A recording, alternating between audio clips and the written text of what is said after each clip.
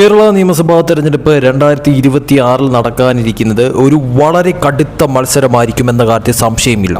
നിലവിൽ പുറത്തു വന്ന സർവേ റിസൾട്ടുകൾ പ്രകാരം നോക്കുമ്പോഴത്തേക്കും, അതായത് ദേശീയ സർവേ റിസൾട്ടുകൾ പ്രകാരം നോക്കുമ്പോഴത്തേക്ക് പോലും വളരെ കടുത്ത പോരാട്ടമായിരിക്കും കേരളത്തിൽ നടക്കാൻ പോകുന്നത് എന്ന് വ്യക്തമായി പറയുന്ന പല സർവേകളും ഉണ്ട് എന്നുള്ളതാണ് യാഥാർത്ഥ്യം. അതും ത്രികോണ പോരാട്ടം വളരെ കടുത്ത രീതിയിൽ നടക്കാനായിട്ടുള്ള സ്ഥലങ്ങൾ നിരവധി കേരളത്തിൽ ഉണ്ട് എന്നുള്ളതും വ്യക്തമായി സൂചിപ്പിക്കുന്ന കാര്യം തന്നെയാണ്.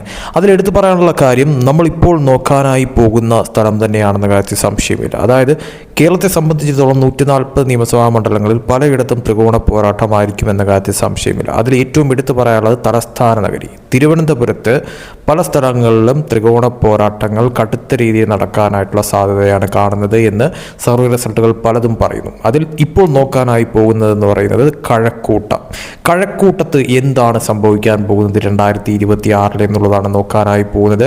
BJP, LDF, UDF തമ്മിലുള്ള ഒരു കടുത്ത പോരാട്ടമായിരിക്കും നടക്കാൻ പോകുന്നത് എന്നുള്ളത് തീർച്ചയായിട്ടും മിക്ക സർവേ റിസൾട്ടുകളും പറഞ്ഞിട്ടുള്ള ഒരു കാര്യം തന്നെയാണ്. അതിൽ പ്രവചനാതീതമായിട്ട് കാര്യങ്ങൾ മാറുമെന്നുള്ളതും വ്യക്തമായി മനസ്സിലാക്കാൻ പറ്റുന്ന ഒരു കാര്യം തന്നെയാണ്. തീർച്ചയായിട്ടും കഴക്കൂട്ടത്ത് എന്താണ് സംഭവിക്കുന്നതെന്ന് നമുക്ക് സമയം കളയാതെ നോക്കാം. അതിന് മുന്നേ ആയിട്ട് കഴക്കൂട്ടത്ത് ഏറ്റവും പുതുതായിട്ട് വന്ന സർവേ റിസൾട്ട് പ്രകാരം കഴക്കൂട്ടത്തെ ഒരു മുൻകാല ചരിത്രം എന്താണ് എന്നുള്ളത് നോക്കേണ്ടത് വളരെയധികം അനിവാര്യമായിട്ടുള്ളൊരു കാര്യം തന്നെ. കഴിഞ്ഞ ഇലക്ഷനുകളിലൊക്കെ തന്നെയും വിജയിച്ചു വന്ന ആളുകൾ, അതോടൊപ്പം തന്നെ ഏത് പാർട്ടിക്കാണ് കൂടുതൽ മുൻതൂക്കം അവിടെ ഉള്ളത് എന്നുള്ളത് അറിയണത് വളരെ അനിവാര്യമായിട്ടുള്ളൊരു കാര്യം തന്നെ. അതിൽ തന്നെ ഏറ്റവും എടുത്ത് പറയേണ്ടത്, നമുക്ക് കണക്കുകൾ പരിശോധിക്കുമ്പോൾ തന്നെ വളരെയധികം വ്യക്തമായി മനസ്സിലാക്കാൻ പറ്റുന്ന ഒരു കാര്യം തന്നെയാണ്. അതായത് 2006 മുതൽ ഈ കഴിഞ്ഞ 2021 വരെ നോക്കുമ്പോഴത്തേക്കും അവിടെ 2006 വിജയിച്ച് വന്നിരിക്കുന്നതെന്ന് പറയുന്നത് അവിടെ INC കോൺഗ്രസ് ആണ്. INC കോൺഗ്രസ് അവിടെ 2006 വിജയിക്കുകയും അതോടൊപ്പം തന്നെ അന്ന് ഇടതുപക്ഷം 2ാം സ്ഥാനത്തും BJP 3ാം സ്ഥാനത്തുമായിരുന്നു. അത് BJPക്ക് അന്ന് 2006 ഉണ്ടായിരുന്നത് 2499 വോട്ട് മാത്രമായിരുന്നു എന്നുള്ളതാണ് ഹൈലൈറ്റ്. എന്നാൽ അത് 2011 വരുമ്പോഴത്തേക്കും അവിടെ INC വീണ്ടും വിജയിച്ചു. ഇടതുപക്ഷം 2ാം സ്ഥാനത്തും BJP 3ാം സ്ഥാനത്തുമായിരുന്നു. അന്ന് BJPക്ക് 7508 വോട്ടുകളായിരുന്നു. 2016 വരുമ്പോഴത്തേക്കാണ് ഒരു അട്ടിമറി അവിടെ സംഭവിക്കുന്നതെന്ന് പറയുന്നത്. അതായത് 2016 വരുമ്പോഴത്തേക്കും അവിടെ ഇടതുപക്ഷം വിജയിച്ചു കയറി. അവിടെ വിജയിച്ചിരുന്ന INC 3ാം സ്ഥാനത്തേക്ക് പിന്തള്ളപ്പെടുകയും BJP അവിടെ 2ാം സ്ഥാനത്തേക്ക് എത്തുകയും 42,000 വോട്ടുകളാക്കി ഉയർത്തുകയും ചെയ്തു അവിടെ BJP എന്നുള്ളതാണ് ഏറ്റവും ഹൈലൈറ്റ് ആയിട്ട് പറയാറ്. അതായത് 7,000-ൽ നിന്നും 2000 സംതിങ്ങിൽ നിന്നും 7,000-ലേക്ക് കുതിച്ചു. അത് 2016 വരുമ്പോഴത്തേക്കും 42,000-ലധികമായി വോട്ടാക്കി ഉയർത്തി. ഇത് 2021 വരുമ്പോഴത്തേക്കും അവിടെ ഇടതുപക്ഷം വീണ്ടും സീറ്റ് നിലനിർത്തി. കടകംപള്ളി സുരേന്ദ്രൻ വീണ്ടും സീറ്റ് നിലനിർത്തി. BJP 2ാം സ്ഥാനത്ത് തന്നെയായിരുന്നു, 40,000-ലധികം വോട്ട് നേടി. INC വീണ്ടും 3ാം സ്ഥാനത്തേക്ക് പിന്തള്ളപ്പെട്ടു.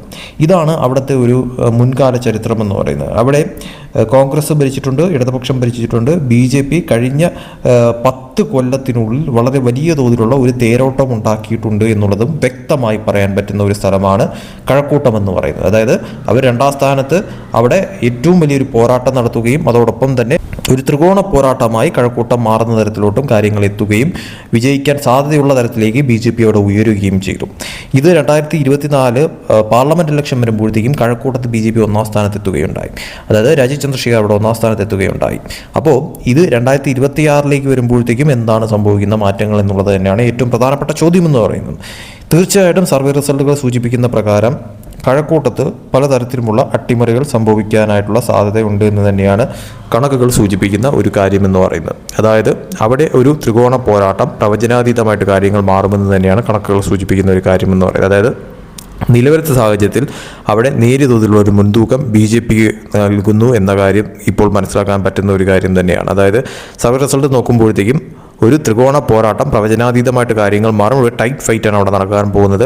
അവിടെ ഇപ്പോഴത്തെ സാഹചര്യത്തിൽ അവിടെ BJP LDF പോരാട്ടം തന്നെയായിരിക്കും കഴക്കൂട്ടത്ത് നടക്കാനായിട്ട് സാധ്യതയുള്ളത് എന്ന് തന്നെയാണ് മനസ്സിലാക്കുന്നത്. പക്ഷേ അവിടെ കോൺഗ്രസിൻ്റെ വോട്ടുകൾ ഉയരാനായിട്ടുള്ള സാധ്യത നിലനിൽക്കുന്നുണ്ട്. കോൺഗ്രസിൻ്റെ വോട്ട് മാത്രമല്ല, അവിടെ ഇടതുപക്ഷ വോട്ടുകൾ കുറയുകയും അതേസമയം BJP വോട്ടുകൾ കൂടുകയും ചെയ്യുന്ന തരത്തിലോട്ട് കാര്യങ്ങൾ മാറുമെന്ന് തന്നെയാണ് കഴക്കൂട്ടത്തിലെ ഈ ഒരു സർവേ റിസൾട്ട് നോക്കുമ്പോഴത്തേക്കും മനസ്സിലാവുന്ന കാര്യമെന്ന് പറയുന്നത്. അതായത് നേരിയ തോതിലുള്ളൊരു മുൻതൂക്കം നിലവിലത്തെ സാഹചര്യത്തിൽ BJPക്ക് അവിടുത്തെ സർവേ റിസൾട്ടുകൾ നൽകുന്നു എന്നുള്ളതാണ് മനസ്സിലാക്കാൻ സാധിക്കുന്നത്. അവിടെ ഇടതുപക്ഷം രണ്ടാം സ്ഥാനത്ത് പോകുന്ന തരത്തിലോട്ട് കാര്യങ്ങൾ മാറുമെന്നുള്ളതും വോട്ടുകൾ കുറയുന്ന തരത്തിലോട്ട് കാര്യങ്ങൾ മാറുമെന്നുള്ളതുമാണ് സർവേ റിസൾട്ട് സൂചിപ്പിക്കുന്ന കാര്യം. കോൺഗ്രസിന് ഒരു വോട്ട് മുന്നേറ്റം ഉണ്ടാക്കാൻ സാധിക്കുമെന്നതിലുപരി അവിടെ രണ്ടാം സ്ഥാനത്തോ അല്ലെങ്കിൽ ഒരു അട്ടിമറി വിജയം നേടാനോ സാധിക്കത്തില്ല എന്നാണ് സർവേ റിസൾട്ട് സൂചിപ്പിക്കുന്ന ഒരു കാര്യം എന്ന് പറയുന്നത്. അതായത് ഒരു വിജയ സാധ്യത കണക്ക് നോക്കുമ്പോഴത്തേക്കും നിലവിലത്തെ സാഹചര്യത്തിൽ അവിടെ ഒരു വോട്ട് ശതമാനം അല്ലെങ്കിൽ ഒരു വിജയ ശതമാനം നോക്കുമ്പോഴത്തേക്കും വിജയ സാധ്യത നോക്കുമ്പോഴത്തേക്കും അവിടെ BJPക്ക് 36% വിജയ സാധ്യത അവിടെ നിലനിൽക്കുന്നു എന്നുള്ളത് സർവേ റിസൾട്ടിൽ നിന്ന് മനസ്സിലാവുന്ന ഒരു കാര്യമാണ്. അവിടെ ഇടതുപക്ഷത്തെ സംബന്ധിച്ചിടത്തോളം 34% വിജയ സാധ്യത നിലനിൽക്കുന്നു എന്ന് പറയുന്നു. അതേസമയം കോൺഗ്രസിനെ സംബന്ധിച്ചിടത്തോളം അവിടെ 30% അവിടുത്തെ ഒരു വിജയ സാധ്യത കണക്ക് നോക്കുമ്പോഴത്തേക്ക് മനസ്സിലാവുന്ന ഒരു കാര്യം എന്ന് പറയുന്നത്. അതായത് അവിടെ നേരിയ തോതിലുള്ള ഒരു മുൻതൂക്കം BJPക്ക് കാണുന്നു. പക്ഷേ ഒരു ത്രികോണ പോരാട്ടമായിരിക്കും, ഒരു ടൈറ്റ് ഫൈറ്റിലേക്ക് കാര്യങ്ങൾ നീങ്ങും.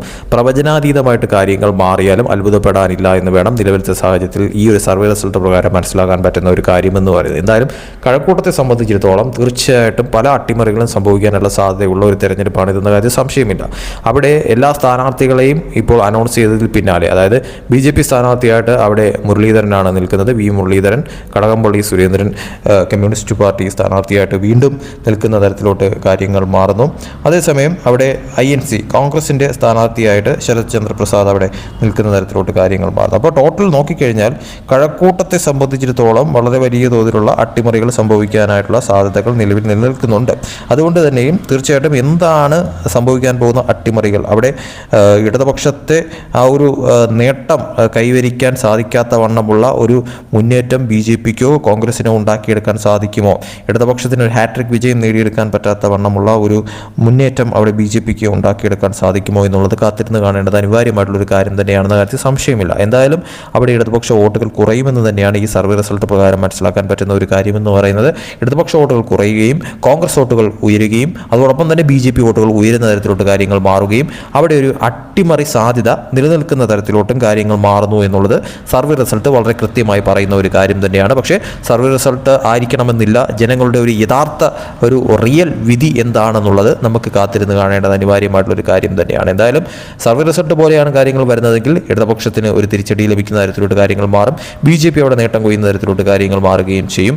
അതല്ല ഇനി എന്തെങ്കിലും തരത്തിലുള്ള ഒരു മുന്നേറ്റം, ഒരു അട്ടിമറി അവിടെ ഇടതുപക്ഷത്തിന് വീണ്ടും നേടിയെടുക്കാൻ സാധിക്കുന്ന തരത്തിലോട്ട് കാര്യങ്ങൾ മാറുമോ, അവിടെ ഈ പറയുന്ന തോതിലുള്ള BJP മുന്നേറ്റം തടയാനായിട്ട് ഇടതുപക്ഷത്തിനോ കോൺഗ്രസിനോ സാധിക്കുമോ എന്നുള്ളതും കണ്ടറിയേണ്ടത് അനിവാര്യമായിട്ടുള്ളൊരു കാര്യം തന്നെയാണ്. എന്തായാലും ഒരു വമ്പൻ ടെസ്റ്റുകൾ നടക്കാനായിട്ട് ഏറ്റവും കൂടുതൽ സാധ്യതയുള്ള ഒരു മണ്ഡലം തന്നെയാണ് കഴക്കൂട്ടം എന്ന കാര്യത്തിൽ സംശയമില്ല. BJPക്ക് ഏറെ വിജയ സാധ്യത നൽകുന്ന അല്ലെങ്കിൽ ഈ പറയുന്ന തോതിൽ ഏറ്റവും കടുത്തൊരു പോരാട്ടം നടക്കാനായിട്ട് സാധ്യതയുള്ള ഒരു സീറ്റായിട്ട് കഴക്കൂട്ടം കാണുന്നു എന്നുള്ളതും വ്യക്തമായി മനസ്സിലാക്കാൻ പറ്റുന്ന ഒരു കാര്യം തന്നെയാണ്. സോ എന്തുതരം മാറ്റങ്ങൾ, എന്തുതരം അട്ടിമറികൾ, എന്തുതരം ട്വിസ്റ്റുകളാണ് അവിടെ സംഭവിക്കാൻ പോകുന്നത് എന്നുള്ളത് കണ്ടറിയേണ്ടത് അനിവാര്യമായിട്ടുള്ളൊരു കാര്യം തന്നെയാണ്.